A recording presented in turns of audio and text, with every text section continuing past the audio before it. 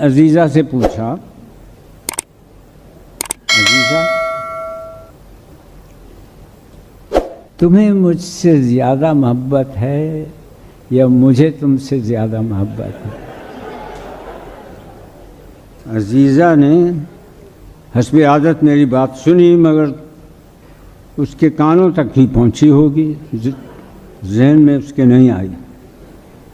वो अपना हिसाब करती रही, सिर्फ कहने लगी।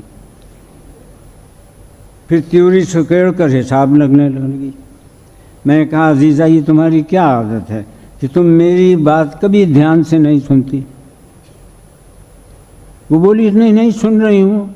हाँ कहो, कहते जाओ। मेरा ख्याल है कि इस महीने धोबन कुछ 2 कपड़े कम लाई है, क्योंकि हमने उसको पैसे भी 25 रुपये ज़्यादा दे दिए।